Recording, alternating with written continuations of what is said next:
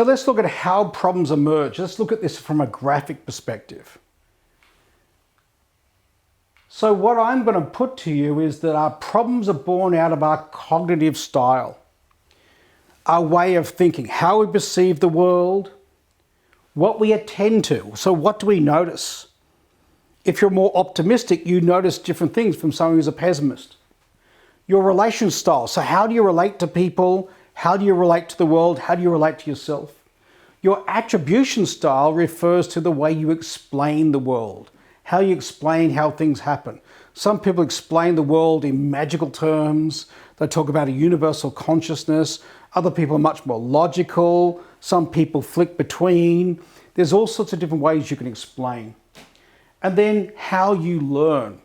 There's all this input coming through. How do you learn from the world and how do you incorporate it into your own neurology? So that cognitive style is the key to all of it. Then, from that cognitive style, you develop values.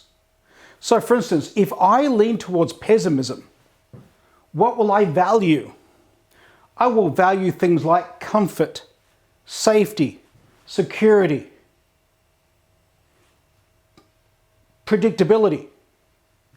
Those will be the things I value because it keeps me safe. And then I'll have a whole bunch of beliefs that get formed around each of these values. So, a belief like, look before you leap, could come off one of these. Or it always happens in threes, or better safe than sorry. These are the types of things I'll tell myself. Because my values are linked to my beliefs. Not just one belief per value, but a whole collage of beliefs that support that value, what we deem to be important to us. Most people, by the way, don't know their actual values. If you ask them, what do you value? They say honesty, integrity. But the truth is, if you run a level of pessimism or you run a level of anxiety, I already know your values. Comfort, security, risk avoidance. Your actions tell you what your values are. If you'd rather stay at home and take very little risk, your number one value, what determines your actions, your behaviors, is not honesty and integrity. In fact, honesty and integrity might only be there because you want to avoid problems. You don't want consequence. So it's about avoiding getting caught out. So we have these values and these beliefs that spin off them and support them like flying buttresses on a Gothic cathedral. And then out of them, we develop our behaviors that are formed and created and interact backwards and forwards off these different values.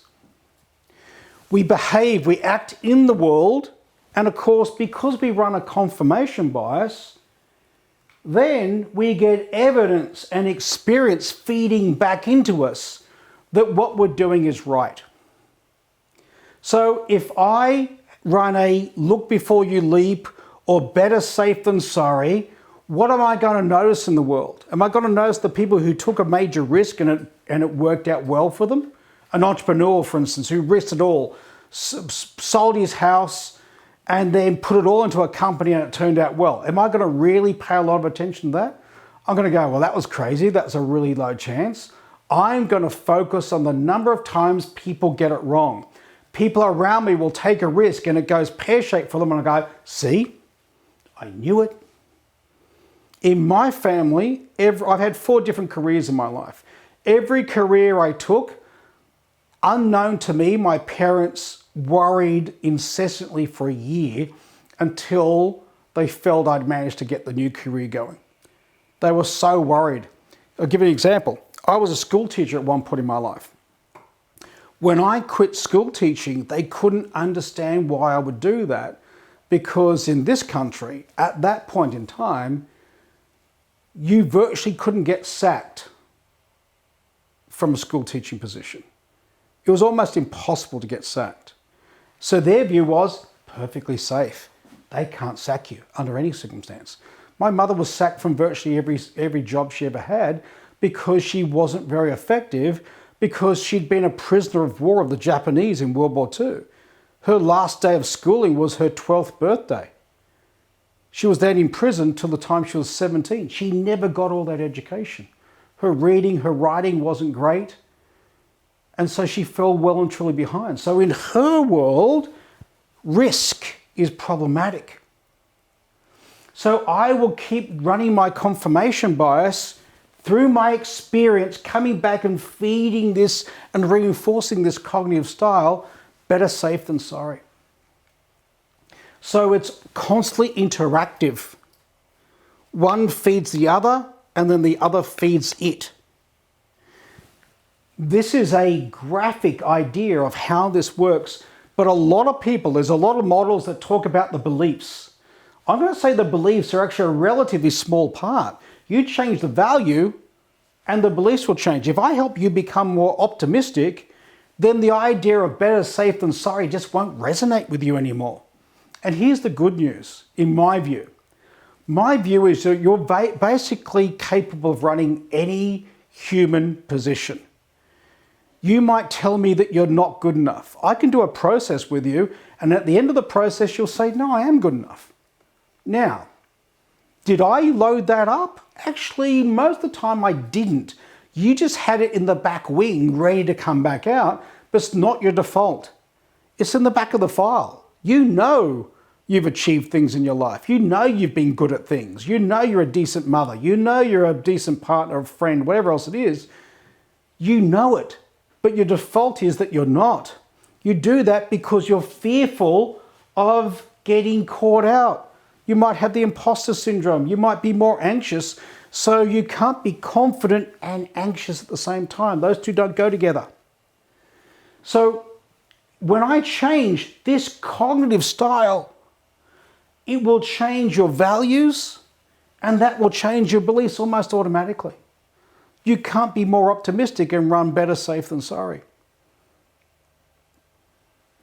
You'll talk about this life being the only one we have, and we've got to live it. And what I would put to you is that every client has that in the background there somewhere. It's just how far back in the file, and can we dust it off and bring it out? So I just need to give them an entry point, and I need, by changing this, you are much, much more than you think you are, and you're much, much more than that again. A strategic approach assumes that the client is significantly more than they think they are, and they just don't have access to these resources. It's dissociated in them. And what we need to do is get them in touch with a resource, but in the context where they need it. It's all easy to be a fair weather sailor, but in the problem area, can we bring that resource in to affect it and then have them approach it from a very different perspective? Ultimately, that's our job. Put them back in charge. Give them back an internal locus of control. I'm in charge. I can't necessarily affect, or I'm not in control of things outside of me, but I might be able to affect some of this around me, and I can absolutely determine my response to it. That is something that I get to control. That's the pivot point. A lot of time we have something that's either first order control or second order control. First order control is I can change the environment. I can have that manager removed. I can transfer out. I can move house. Second order control is I can't change the environment, but I can change my response to the environment. Almost all therapy you're going to do is changing the second order of control, changing perception so they can manage things differently. So let's refresh and let's do a summary here. So, problems emerge from your cognitive style, how you habitually respond to the world, because you can never respond exactly as the world is, but you'll either have patterns that drop you in a negative space or patterns that help you look for the positives in life. Your cognitive style filters what you attend to. What do you even notice? You have 50,000 thoughts a day. You can't attend to all of it. There's a plethora, millions of things that occur around you. You can't attend to all of it at any given time. And so it helps you or decides your perception of the event itself. And your confirmation bias tends to make you right. It wants to make you right because otherwise you're in that precarious position of never knowing if you understand the world, if you understand yourself, if you're getting a handle on anything around you. So we keep looking at the unconscious level to make ourselves right. If I believe that relationships don't work, I can walk around a shopping mall and I will ignore the 1,000 couples walking around past me that look happy or content, and I will absolutely notice the couple that are arguing. I can guarantee it. If that's what you believe, your brain will just make a beeline for that bit of evidence, and then that party goes, see, that's exactly what I'm talking about. But we've skewed the world so completely that we've ignored 1,000 couples, and we've made the one couple the one thing we're going to remember about that trip. That is distorting the world in an extreme way, but we do it so easily and effortlessly that it seems like we're not doing anything at all. We are. We are seeking confirmation that what we believe to be true is true.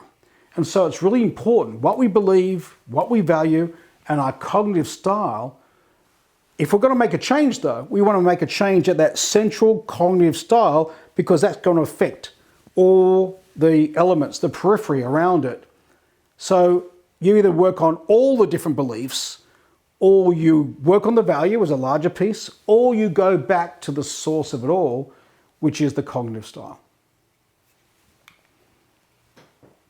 So let's go to the questions, let's reinforce, let's lock it in. I'll see you on the other side.